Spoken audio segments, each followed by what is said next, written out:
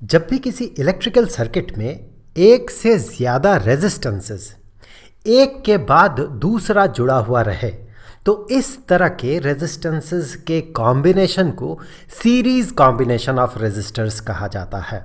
यहाँ पर देखें, एक रेजिस्टर है, उसके बाद दूसरा रेजिस्टर जुड़ा हुआ है।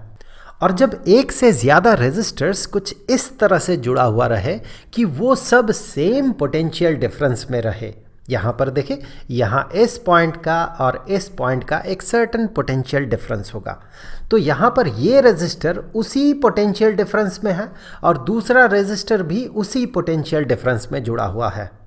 तो इस तरह के सिचुएशन में ये जो कॉम्बिनेशन बनता है इसे पैरेलल कॉम्बिनेशन कहा जाता है। तो पैरेलल कॉम्बिनेशन पे तो हम नेक्स्ट वीडियो में बात करेंगे।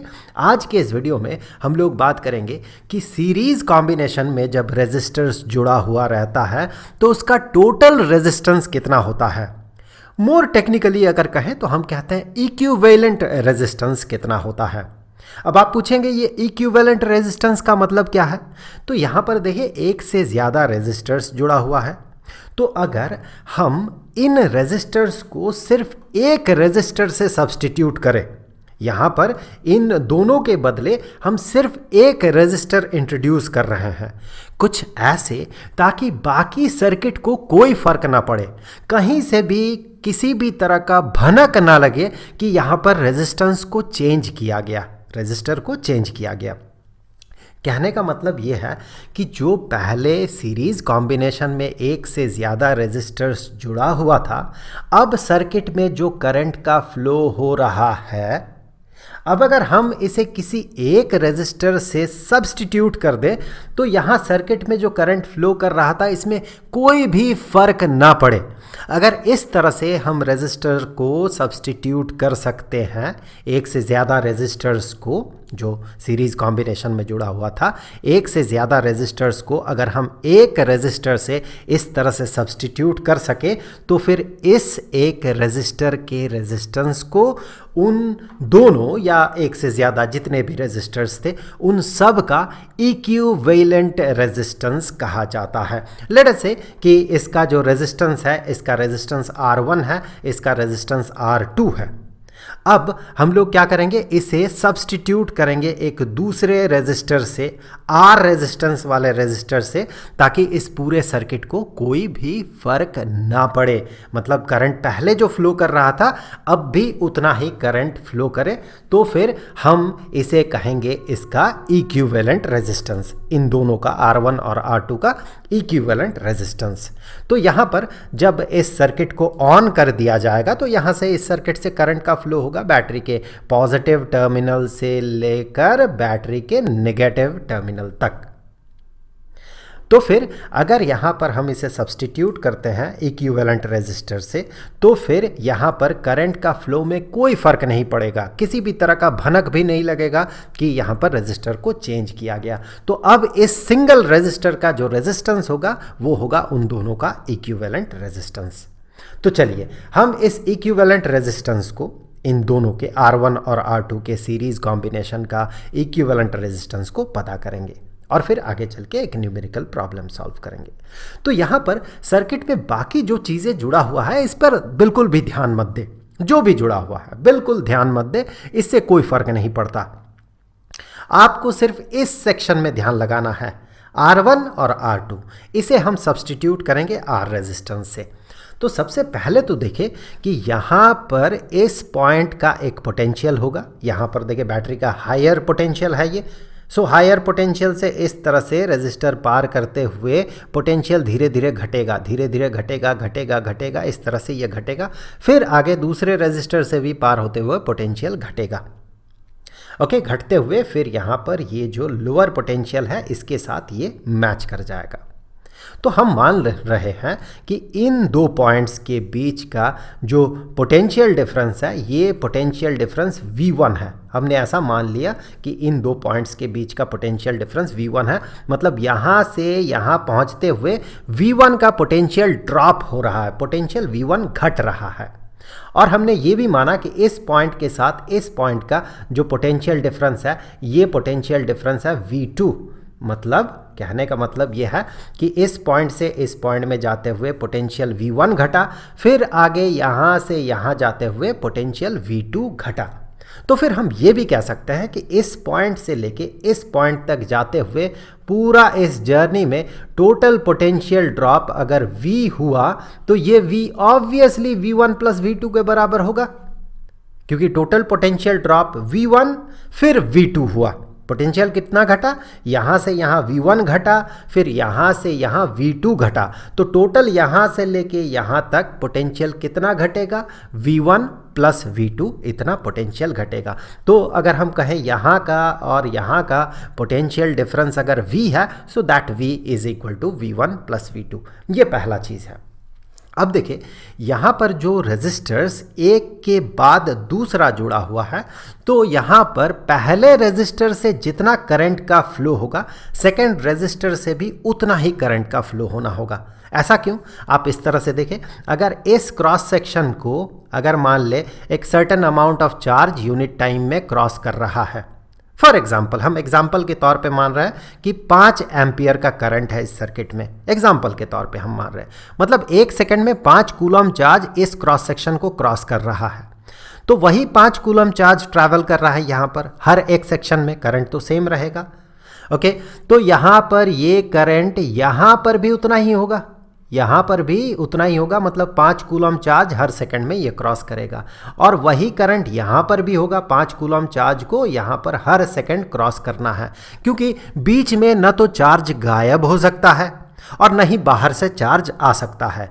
इसका मतलब 1 सेकंड में इस क्रॉस सेक्शन को जितना चार्ज क्रॉस करेगा, इस क्रॉस सेक्शन को भी 1 सेकंड में उतना ही चार्ज क्रॉस करना होगा, और इस क्रॉस सेक्शन को भी 1 सेकंड में उतना ही चार्ज क्रॉस करना होगा। तो हम कहेंगे कि अगर सीरीज कॉम्बिनेशन में जुड़ा हुआ रहे कुछ रेजिस्टर्स, तो फिर जो करंट होता है उन रेजिस्टर्स के थ्रू, वो करंट जो है वो सेम होना होगा।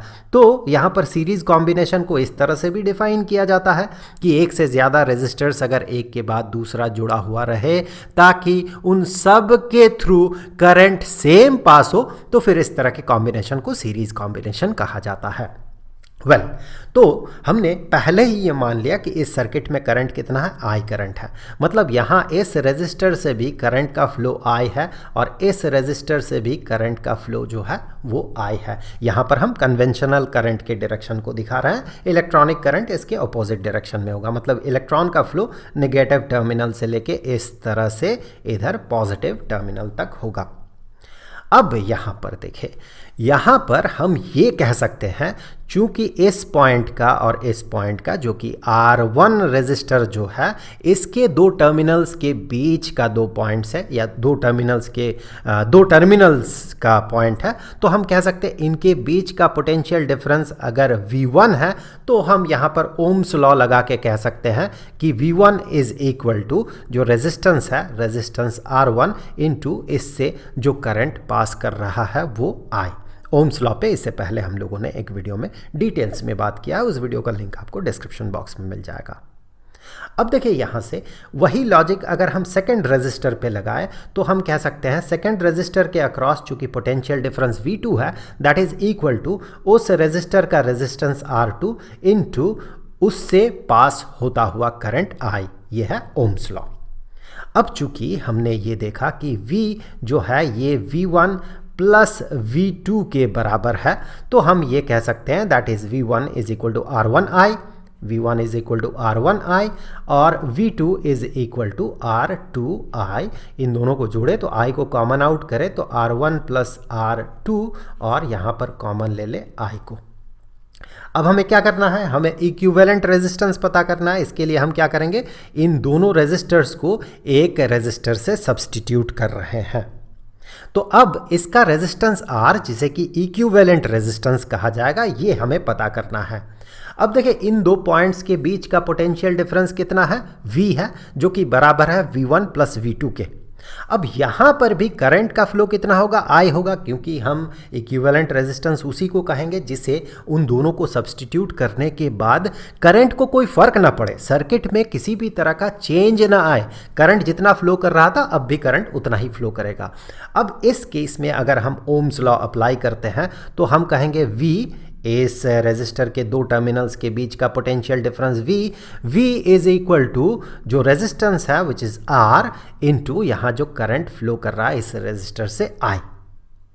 अब यहाँ पर अगर मैं इसे इक्वेशन 1 नाम देता हूँ, ये जो है V is equal to R1 plus R2 into I, ये इक्वेशन 1 है, और ये अगर इक्वेशन 2 है, तो इक्वेशन 1 और इक्वेशन 2 को कंपेयर करने से ये हो गया इक्वेशन 1 से V का वैल्यू और ये हो गया इक्वेशन 2 से V का वैल्यू। तो इन दोनों को कंपेयर करने से हमें क्या मिलेगा, देखिए RI is equal to R1 plus R2 bracket में और मल्टीप्लाइड विथ I।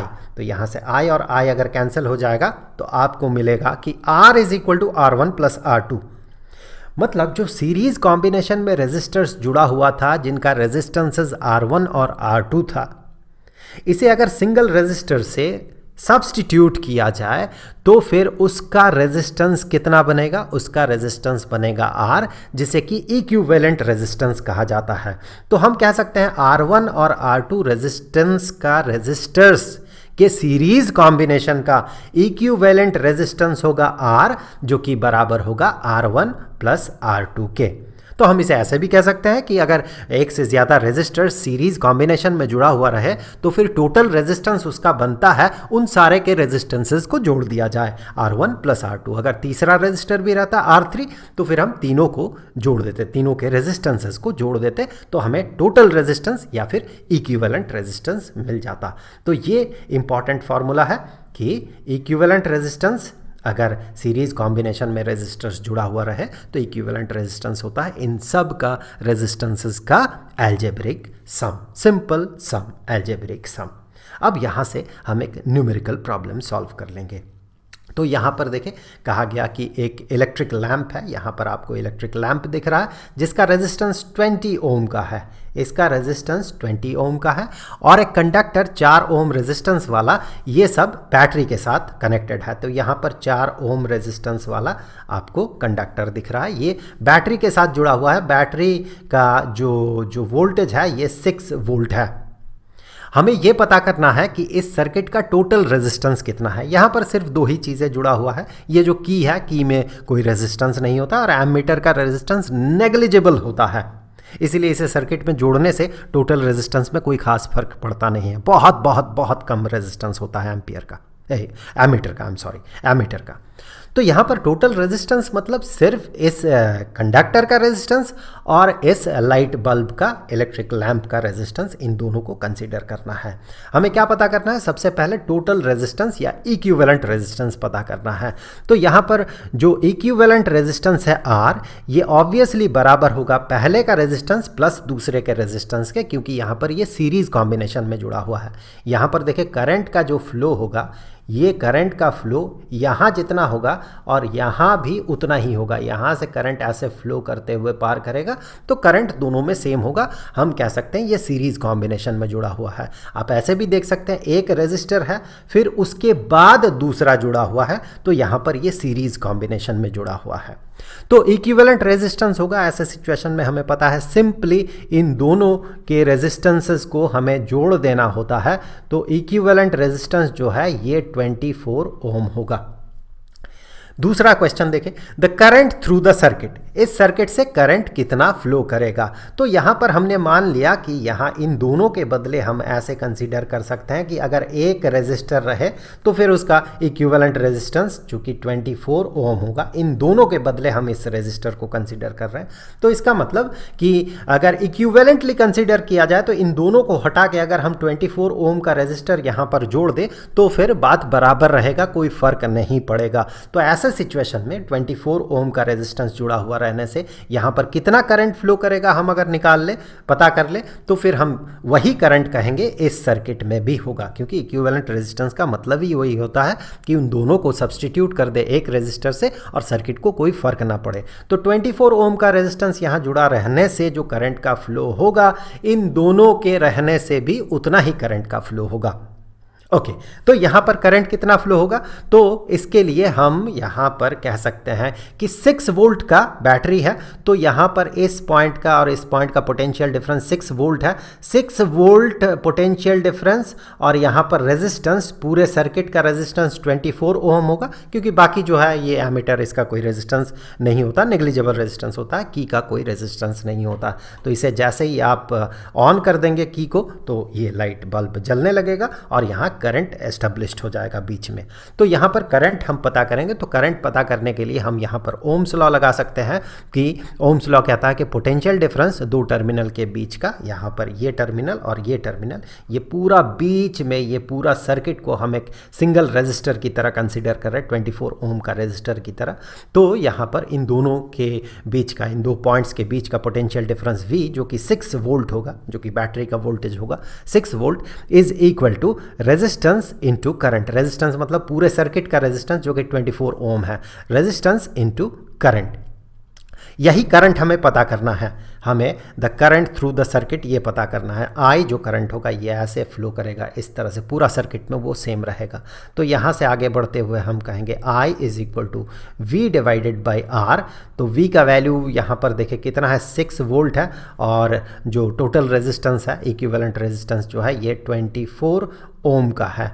तो यहाँ से 6 डिवाइडेड बाई 24 1/4 हो जाएगा ये। सो 1/4 इतना एम्पियर करंट होगा, क्योंकि वोल्टेज का या पोटेंशियल डिफरेंस का एसआई यूनिट है और ओम रेजिस्टेंस का एसआई यूनिट है। तो फिर यहाँ पर करंट का हमें एसआई यूनिट मिलेगा। तो इतना करंट फ्लो करेगा 1/4 ऑफ एम्पियर, दैट मीन ये हो जाएगा 0.25 एम्पियर का करंट फ्लो करेगा यहाँ पर।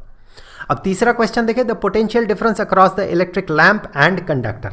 तो सबसे पहले यहाँ पर कंडक्टर के अक्रॉस पोटेंशियल डिफरेंस अगर आपको पता करना है तो यहाँ पर हम मान लेते हैं पोटेंशियल डिफरेंस V1 है। तो ये V1 किसके बराबर होगा, ओम्स लॉ यहाँ पर भी लगाएंगे। V1 इज इक्वल टू इस कंडक्टर के माध्यम से या इस कंडक्टर के थ्रू जो करंट पास कर रहा है इनटू इसका रेजिस्टेंस, क्योंकि ओम्स लॉ से हमें यही पता है कि एक कंडक्टर के अक्रॉस पोटेंशियल डिफरेंस उतना ही होगा जितना कि उस कंडक्टर का रेजिस्टेंस और उसके थ्रू पास होता हुआ करंट का प्रोडक्ट होगा। यही है ओम्स लॉ।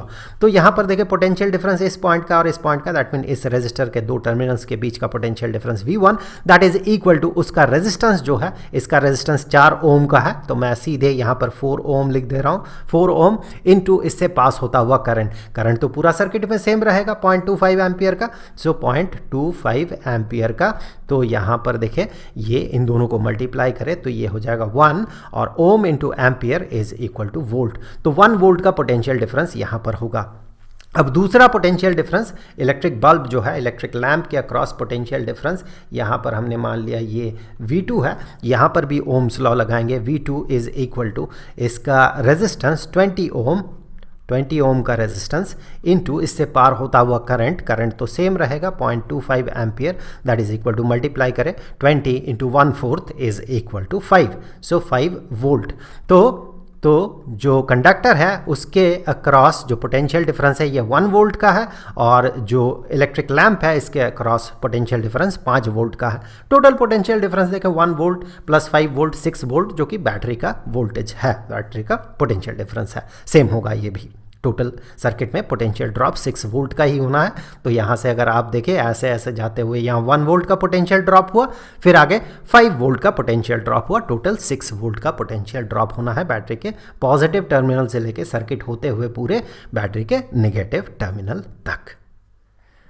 अब देखिए इससे पहले हम लोगों ने बहुत सारे टॉपिक्स पे बात किया, इन सब का वीडियोस और साथ ही साथ इस प्लेलिस्ट का लिंक आपको डिस्क्रिप्शन बॉक्स में मिल जाएगा। अब आगे हम लोग सिस्टम ऑफ रेजिस्टर्स में पैरेलल कॉम्बिनेशन पे बात करेंगे कि पैरेलल कॉम्बिनेशन में इक्विवेलेंट रेजिस्टेंस हम कैसे पता करते हैं और वो होता कितना है, और फिर उससे आगे भी हम लोग बहुत सारे टॉपिक्स पे बात करेंगे। तो मिलते हैं अगले वीडियो में, तब तक के लिए खुश रहें, गुड बाय।